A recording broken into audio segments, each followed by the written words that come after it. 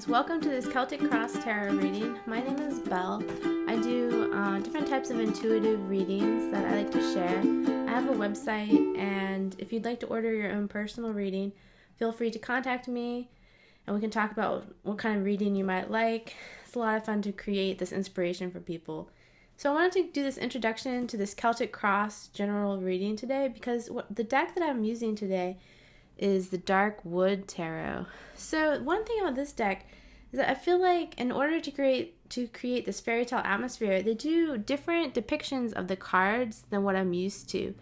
So what came up today in the Celtic Cross reading that you're about to see is something like kind of weird and interesting. Like very definitely the atmosphere created by this deck is like incredibly dark, kind of like, I don't know, foreboding or ominous or just kind of like interesting. And then I wanted to talk about how we got 666. So we got 3 6 cards. And then we also got some like El Diablo characters. And so like throughout the reading. So I just wanted to make sure I talked about that because I'm not very superstitious, so it doesn't bother me. And actually like the meaning of 666 I have changed for myself because I know usually it has negative connotations from the movies and stuff like that. So I have set that up. When I see 666, it just means take practical steps.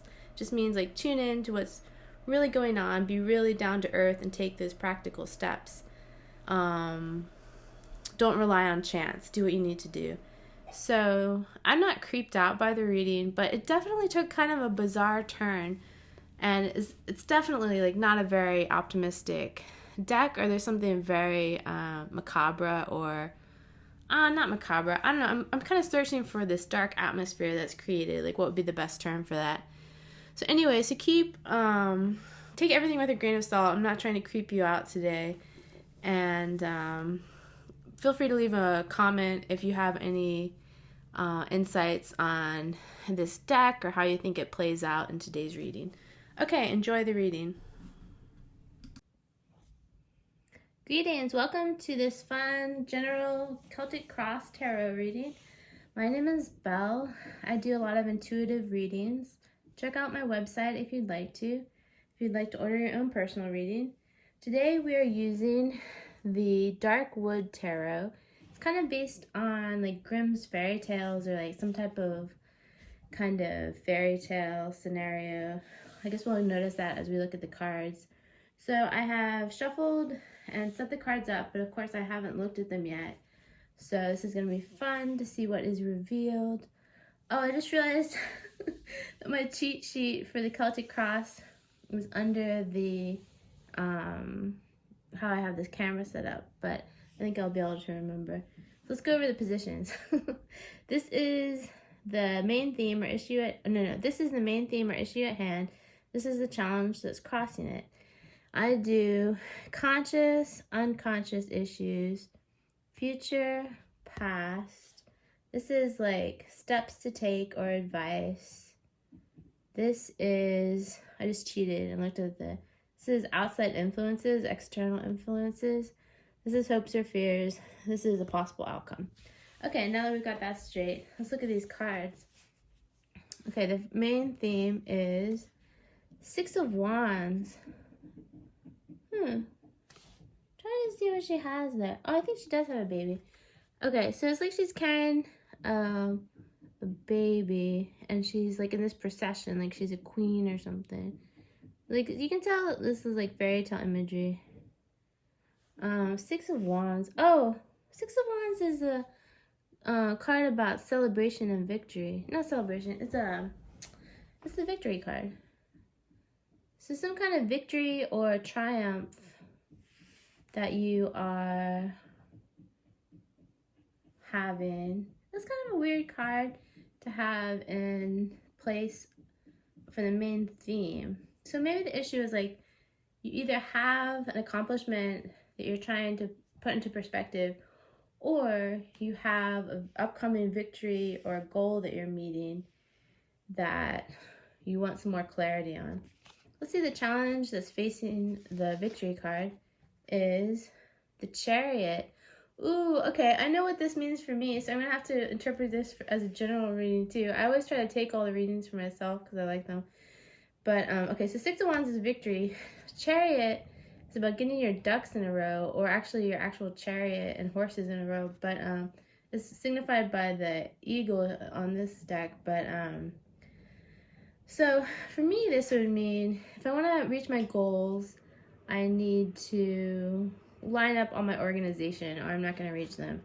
So in a general sense, I think it is about victory, reaching your goals, and what that means for you for taking the necessary steps and getting organized the way you need to. Because the conscious issues at hand, oh, Six of Swords. That's interesting. This is also a card that has a baby in it. So there's a baby here that she's holding, and then there's a baby in the boat. The baby could represent innocence. It looks like it's a fairy tale. This witch has just stolen the baby from this woman who's on the land there. So there's some kind of epic story. I'll have to read the book sometime. I mean, I'm guessing. I'm not sure if it's one story or a lot of different stories, but so consciousness, Six of Swords. I guess it's about like leaving something behind. I'm not like that familiar with Six of Swords that well. But it's interesting that we got Six of Wands and Six of Swords. It's like leaving something behind you. That's what's conscious. So it's like you want to do something new. In order to have the Six of Wands and Chariot energy going together, you really want to leave behind old stuff and get to something new so you can have this working well for you. The unconscious or subconscious issues are, Queen of Pentacles. So there's this naked woman and she's holding an apple, almost like, I want to say like a Lilith character or something, but I could be wrong. I mean, she looks like a seductress or something, like she's this vixen who is a seductress trying to get people to take a sidetrack or something, sidetrack people. And then there's like a rabbit there too. And the rabbit is like the opposite of a vixen. Rabbits are very mild and gentle creatures. So, yeah, you almost feel like they're trying to make her into El Diablo, or El Diabla, I guess. Something like that.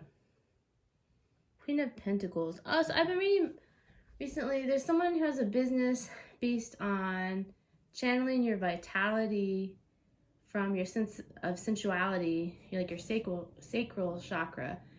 So this person, I'll have to look up what her business is and share it sometime, but she had a podcast and she was talking about how women can channel like their sacral chakra energy and use it for vitality in all areas of their life.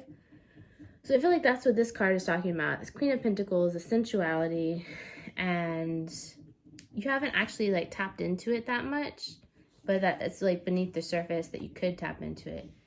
If you hear some like hammering in the background, they're working on someone's roof down the street from where I live, so that's what that is.